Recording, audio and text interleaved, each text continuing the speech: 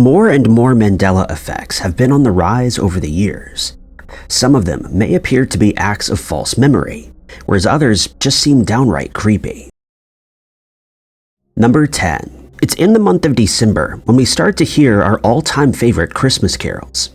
Silent Night, Deck the Halls, Little Drummer Boy, O Christmas Tree, and the much-loved Jingle Bells. It would never have been guessed that one of these carols has been an example of the Mandela effect.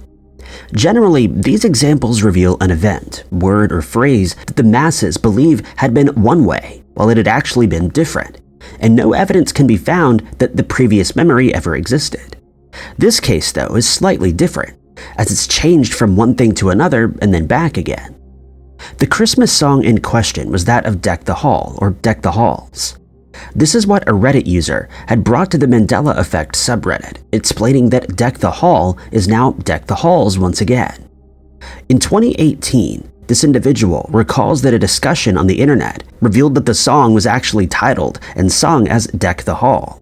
But 4 years ago, they'd seen a YouTube video from 2018 revealing that Hall was now Halls again. Popisms asked the poster if they'd found any old posts referencing the way that he'd remembered it. They explained that the original lyrics were not plural, and that they allegedly changed over the years to the plural. They furthered this by saying that Deck the Halls was found as early as 1892. So that if that was the case, then why do so many people recall it being Deck the Hall, and why would it keep switching? This is again what the poster wanted to know. They responded to the comment, asking why they remembered that during December of 2018, all online lyric pages and videos said Hall and not Halls, and now those exact pages now say Halls instead of Hall. Remember Me 2007 experienced the same thing, claiming that a year prior, the song had changed to the singular term, but recalled the lyrics using the plural term during his childhood. Another said that it had always been Deck the Halls for them. The comments were split, as some remembered it being Hall and others distinctly remembered Halls. They even argued that a hall refers to one big room, and that it would be weird for someone to decorate just one area, while others stated that Halls refers to the whole building, which would not make a whole lot of sense. Back in 2017, a month after Christmas, a YouTube video was posted of a clip from Teen Titans Go that revealed some residue. It was Season 3, Episode 19, where the characters had been singing the Christmas song, with the lyrics being Deck the Halls with an S. The person who posted the video asked who else remembered it being Deck the Halls and not Hall. The following year, as it had been revealed in the Reddit post, the lyric was changed back to Halls once again. This was also not the only Mandela effect associated with this famous Christmas song. The lyrics go as follows: Deck the halls with boughs of holly. But some people recall that it was either bells of holly or balls, and not boughs. Number 9. The peace sign has occasionally been seen as a symbol of anti-Christian or an upside-down broken Nero cross. Throughout the years, it's been associated with Satanism or an emblem of the far-right German party. The symbol was designed by Gerald Holtham for the British campaign for nuclear disarmament. The vertical center line represents the semaphore signal for the letter D, and the lines on the other side represent the signal for N. D and N refer to the term nuclear disarmament. Holtham also detailed that the symbol was one of disrepair, where the center line forms a human, and the other two lines are the arms or hands dropped to the sides. But this symbol has been around since 1958 and has become the subject of a false memory, or a parallel universe. One user took to Reddit explaining that he and his mother had been engaged in a conversation a few years ago about how they recalled the peace sign being different. According to the poster, they remembered that the arms or the two lines that go out to the side were actually at the top, making the figure appear to be more joyous. He also explained that he thought this was why we hold up two fingers in a V shape to represent peace. Furthermore, he would also occasionally draw the symbol in the Y shape all over his notebooks while in school. There was some division in the comments, as some users always recalled that the peace sign was the upside-down letter Y, whereas others recalled it being the right way up. One individual had also drawn it this way and even had a necklace with a pendant that had the peace sign the other way around. Ushantha07 had been in a restaurant where one wall had peace signs painted all over it. They'd been with a friend and had voiced that the symbols were upside down, and he explained that they weren't. and she would soon find out that her friend was right, and that all that time she thought it was the other way around. Some individuals also believed that the peace sign never had a center line that met with the circumference of the circle through the V. It was also in 2016 that a Facebook page called the Mandela Effect Project featured this example. The poster captioned it as "The peace sign is now upside down.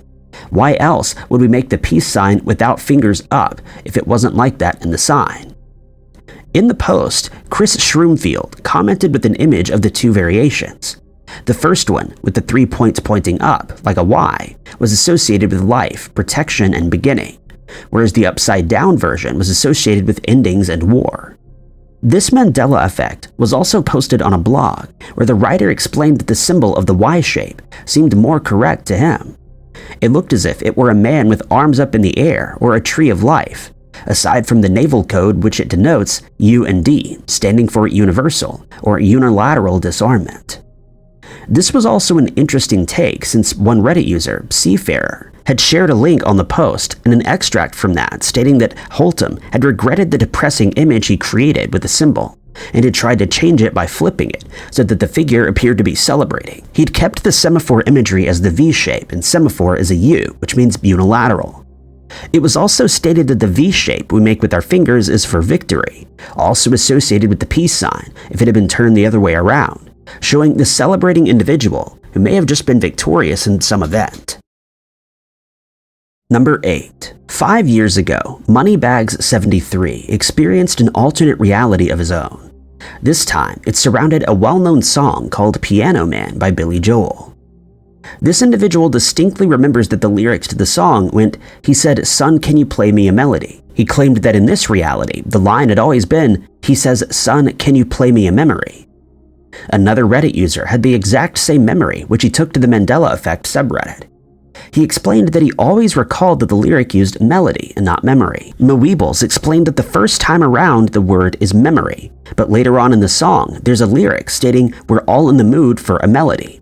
Of course, the poster was not referring to these different lines, but rather that one distinct line and the way he had remembered it. Other users seemed to recall the same word, melody, whereas others stated that it had always been memory. But one of the users was able to find different links to the song lyrics. In one of them, the line was memory, and in another, it was melody. What's even more strange is that this same user had added a YouTube link to the same song with the time as to when that line was being sung, which is around 1 minute and 9 seconds in. But when opening the link, the karaoke version of Billy Joel's Piano Man is no longer available. Mike78 agreed that the line used the word melody, stating a line from the song that goes, "Not sure how it goes, sad sweet, knew it complete," all of which refers to a melody and not a memory. He also explains that memories don't get played. While some may say that it's metaphorical, there would be no reason or need to add an extra layer onto a line that's already significant and meaningful. Number 7. Benny from Dora the Explorer is a lovable blue bull who has a big heart. He's said to be a loyal friend to the rest of the characters and lives with his grandma. He's also said to be accident-prone. The character is a blue bovine who wears a blue scarf with white dots, and for quite some time he had a golden ring in his nose consistent with the conception of bulls being equipped with such rings. But all of a sudden, that ring had disappeared and was wiped from all historical records. This example was taken right to the subreddit for Mandela effects 7 years ago. The poster stated, quote, "Benny Blue Cow from Dora doesn't have a piercing anymore. Someone can find any residue?" And one person did. Same City, Same Friends added a link leading to a Twitter account in which I Am KJ stated that the septum piercing is not from everyone and that some people are looking like Benny the Bull from Dora the Explorer. Some recall that Benny did in fact have a golden ring, but could not remember if it was in his nose or his ear. One of the users expressed this exact thought and stated that whenever Benny was shown in the program, she would ask herself why she had a piercing and found it to be odd. Others seemed to specifically recall that the ring had been in the character's nose, and when looking at him, he does not look right without one. In a YouTube live-action clip titled Dora the Explorer and the Destiny Medallion Part 2, the person playing as Benny can be seen wearing the golden ring in his nose, and this was posted about 10 years ago. Strangely, no Google images, YouTube videos, coloring book pages, books, or the TV show itself seem to show the bull ever wearing a ring. Most people remember that the ring was also oversized, hence the Twitter user's comparison. While most seem to agree that there was a ring in the bull's nose, others distinctly recall that there had been one in his left ear. ColtBolt4 stated that they remembered the ring in the ear, and so did another user. Joven ASRB managed to find a link to an image, some more residue of this strange Mandela effect. The image appeared to be a scene from the show with the character with an earring. The users seemed to be split. A few were saying that he had never had any piercing, while others were saying that it was in the nose and the rest believed his ear. Strangely, all three options seem right. Could these be memories from three different realities that all merged into one? This is what theorists believe is happening with the Mandela effect, while others think that it's some sort of government conspiracy, or someone who's just trying to mess with our heads. Number 6. Interview with the Vampire is a 1994 film that was based on a book written by Anne Rice in 1976. It's an American Gothic horror starring Tom Cruise and Brad Pitt. People have become convinced, though, that this was not the title of the movie. What they believe it was is a rather slight difference, but it's clearly significant enough for a mass of individuals to call it out. It's thought that the title was Interview with a Vampire and not Interview with the Vampire. In the case of The Vampire, there's more than enough evidence to suggest that this is the right title.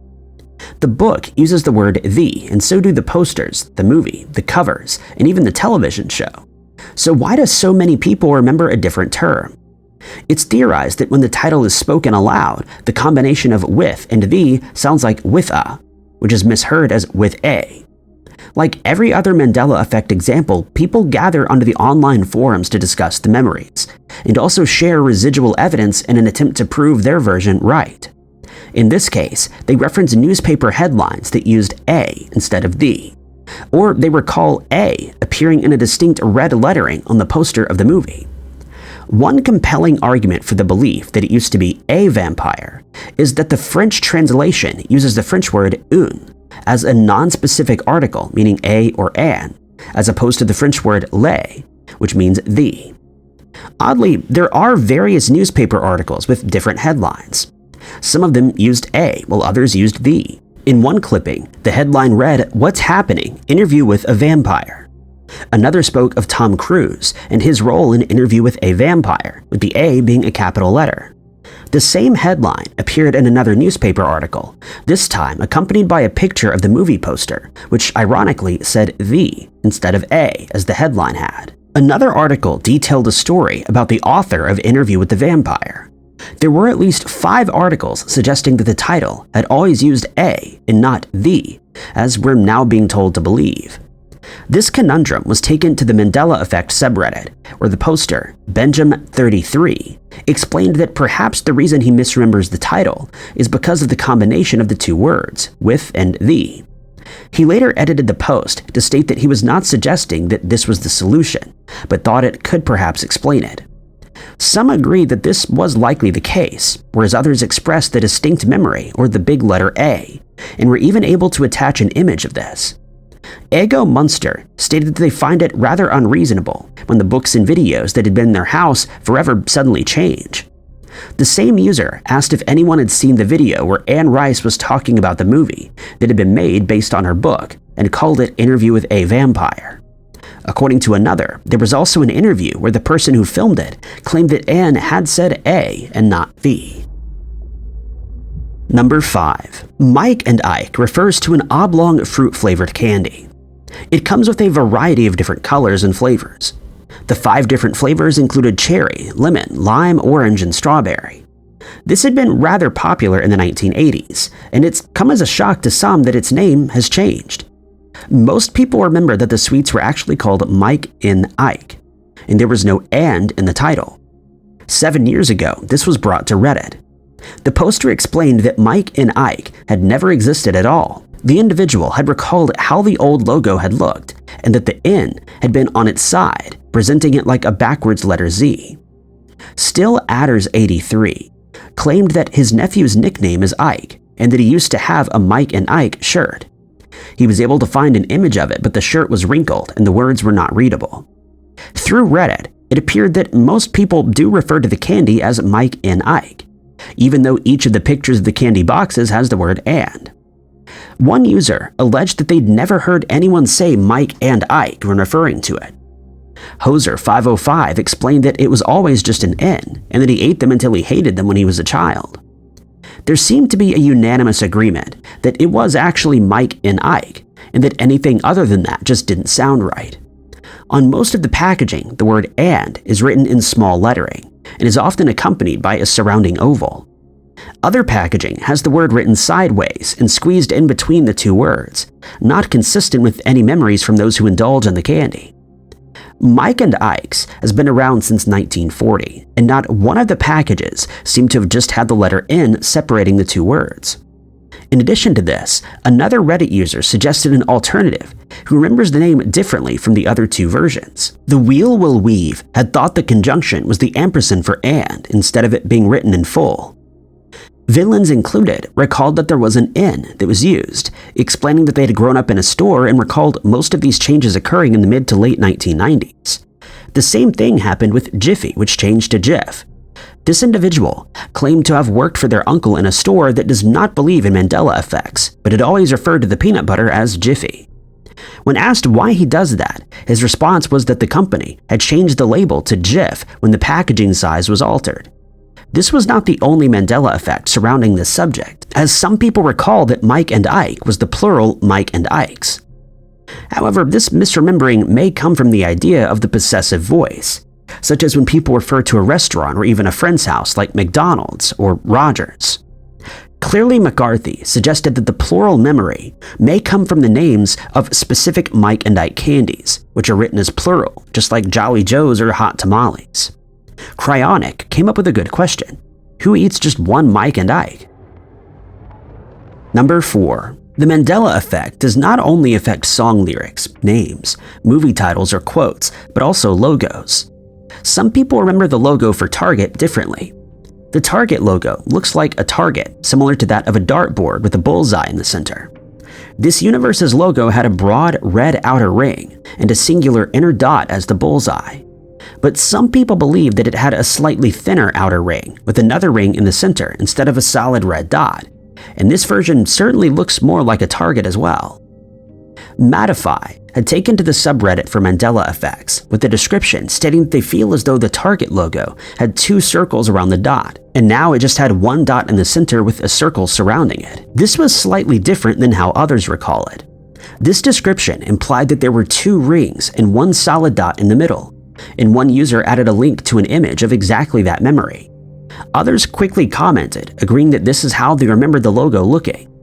One of the Redditors explained that they remembered it this way as well, but a few months prior when they saw the logo, they thought that there must have been a rebranding. Fasca Gale explained that this was the first Mandela effect that they'd actually experienced as a child, and said that they would look at the Target catalog on a weekly basis, but one day the logo was different.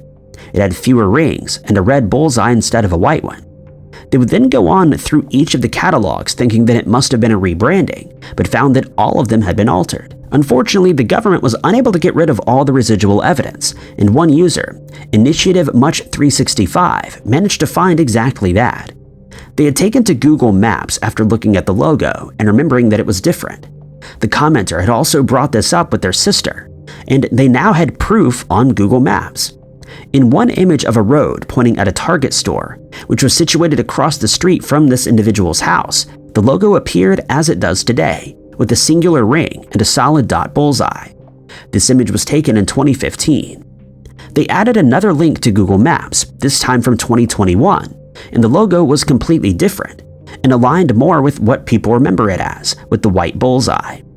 It appeared that the government forgot to wipe some of the images from Google Maps, or perhaps this was an error due to the merging of realities. But in 2022, the logo was back to having no white bullseye. 2 years before Matify's post, another Reddit post was made regarding the same Mandela effect. A user had asked on the forum if anyone remembered the logo changing to 3 circles and then back to 2. It was found that the logo did in fact have 3 circles at one point, but over 50 years ago in 1962. It then changed to 2 red circles in 1968, and according to one Redditor, it's been the same ever since. If this was the case, then why does a 2015 Google Maps image show differently than that of a 2021 image, with the one from 2021 being exactly how people remember it?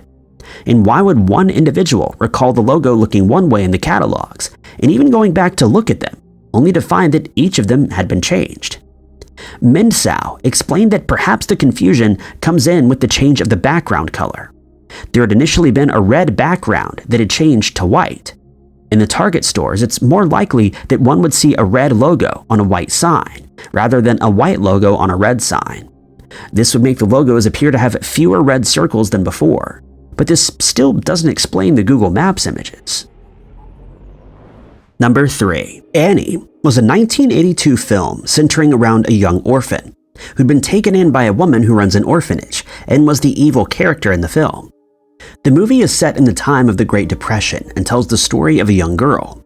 She believed that her parents left her behind by mistake and was thereafter taken in by a rich man who was named Oliver Warbucks. He allows the girl to live at his home in order to promote his image. It's in this film where Annie performs a song with her housemates at the orphanage. The song is called It's the Hard Knock Life, with one of the main lyrics being It's the Hard Knock Life for us. This became a subject of the Mandela effect 7 years ago on the subreddit. One user was confused after finding that the song was titled and sang as It's the Hard Knock Life, while they clearly remembered it as It's a Hard Knock Life. The slight difference stirred a whole lot of controversy. The poster had linked a YouTube video to the song and stated that he'd even asked a bunch of his friends, and all of them recall it being A and not the. Fargoth Took My Ring found that at the start of the song, it clearly sounds like the, but during the rest and the further on you go, the more it sounds like A. He believes that this is just another example of misheard lyrics. Another user stated that they were really into Annie when they were a child and even auditioned for the movie. They maintained that the lyric was always the, which awarded them with the response, "You're from B universe then," highlighting the idea that some individuals were in the universe where that particular event occurred before merging out of that universe and with the one where a different event had happened. Ginger T revealed that they were listening to the Jay-Z song as well as a clip from Dr. Evil and Mini-Me. They could hear both versions being sung and believed it was supposed to be a Hard Knock Life. But another user had also listened to the Jay-Z song and could not hear the at all, and it had always been the word A for them. More evidence was presented when a user explained that she was Southern and directed music for a show at one stage. When teaching music to Southern children, she explained that she would have to focus on heavy vowels. She would have to correct the children to sing A instead of Austin Powers, according to another, also phrased the lyrics as It's a Hard Knock Life. The recent version of the Annie film that was released in 2014 used the as well. Wyke of B2 recalled remixing Jay-Z's HKL. They would cut up a few short sounds to make them repeat before the drop, and remember that it was most definitely an A and not a the. Michelle 10A asked her daughters to sing the song since she dances to it every single Friday, and had heard it numerous times only hours ago. Every time that lyric came up, the daughter would use the term A. This Mandela effect may have just been a misheard lyric, or one where the words blend together, such as that with Interview with a Vampire or The Vampire, and The Secret Life of N or The American Teenager. For most, it seems like it makes a lot more sense for the lyrics to go It's a Hard Knock Life for us instead of the alternative. Strangely enough, Transformati conducted an experiment and typed It's a Hard Knock Life into Google, and there were 6,490 search results, which all replaced the A with the. But when searching It's the Hard Knock Life, only 3,410 results would come up. It appeared that the government didn't get rid of all the evidence of this Mandela effect. Number 2. It appears that the Mandela effect has affected more than one president, or thought to be president. While his face does appear on the United States currency, Benjamin Franklin was never president and did not serve as one. But he was a founding father and aided in the drafting of the Declaration of Independence. Perhaps this false memory stemmed from the fact that he served as a minister to France. This, of course, was taken to the subreddit where the poster was met with commenters who were quite clearly from Universe B. Comfo3 explained that the user was mistaken and that Ben Franklin was never the president. According to another who had a look at Wikipedia, they explained that he was president of Pennsylvania, along with some other things.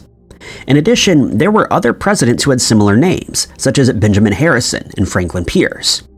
For others, the idea that Franklin was a president was a distinct memory.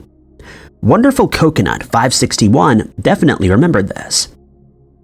Jade the Pineapple agreed, and welcomed the other users to the dimension where Franklin had not been president, before stating that the Mandela effect is proof that we switch dimensions.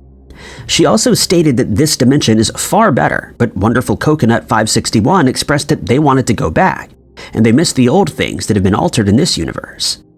While Franklin had been many things, being the President of the United States was apparently not one of them, even though many recall or believe that he had been one of the first presidents of the country. It's thought that this misconception may have come from the close association that he had with John Adams, Thomas Jefferson, and George Washington, all of whom had been founding fathers as well as presidents. Yet Franklin was never a president, which just seems a little odd to some people. On the Twitter platform, one individual was stating that his high school had the worst mascot, and even revealed an image of a cartoon version of Benjamin Franklin. One person responded to this by saying, "Show President Franklin some respect," only to find out through another comment that he was never even president.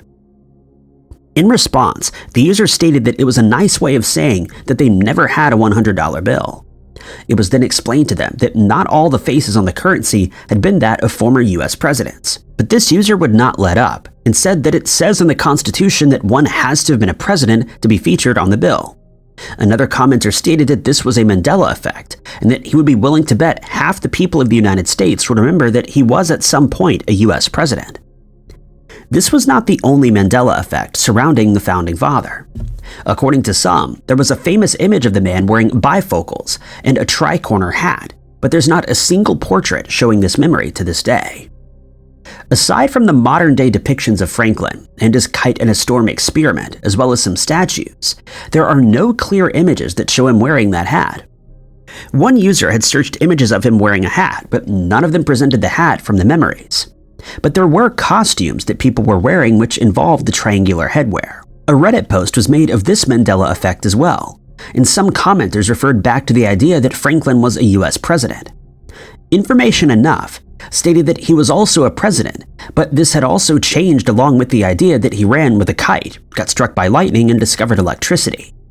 It appeared that there was a whole lot of residue in the case of the tri-corner hat, but no portrait to confirm its existence.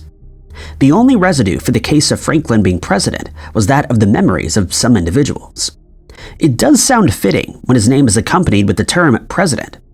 President Benjamin Franklin, or even President Franklin. Sometime in the future, surely the universe will switch back and he will have been a president once more. Number 1. In another timeline shift, it appeared that a well-known restaurant franchise, ChickfilA, was subject to a Mandela effect. Cryptomaster 101 took to the Mandela effect subreddit, explaining that this one blew him away. He recalled that the franchise was spelled without a K in the word chick. He even explained that he had pictures that were of screenshots that still had the original spelling as Chick-fil-A. This user claimed to have spoken to others who remembered that the word always had a K in it, who according to him were not from his universe. Others appeared to recall that there was a K but no C. Either way, the whole word was never spelled out. One person remembers that they'd been looking directly at the sign when it was being built in their town, and trying to parse out why the name was Chick without a K. This individual would later come to find that it had been Chick with a K all along, or at least in the current universe. Blasco229 remembered the same thing and thought that it was a French term. There seemed to be an agreement amongst most of the users that the spelling excluded the letter K, and that they even found this to be rather odd. On the Facebook platform, Daniel M. Barefoot added 2 images of 2 different Chick-fil-A titles. Both were in the same font, yet one was missing the K. It certainly looked more accurate this way. The franchise had released information on how their name had been spelled throughout the years, and it had in fact been different in 1960, when they spelled the Phil part with 2 L's instead of 1. This was a play on chicken fillet. Some people maintained that the word was always spelled without a K, but it appears that the 2 universes had once again altered reality. Over the years, residual evidence has been popping up as proof that these events or quotes had been different at one point in time. While it's been suggested that the Mandela effect is nothing more than a shared act of misremembering, there appear to be hints that this is not the case in all of the examples. Additionally, some of these examples end up switching back again over time. Thank you guys so much for watching. If you liked this video, be sure to hit that like button. Also, don't forget to subscribe and click that notification bell to keep up to date with all of our future uploads. But my name is Ty Knotts, and I'll catch you guys in the next video.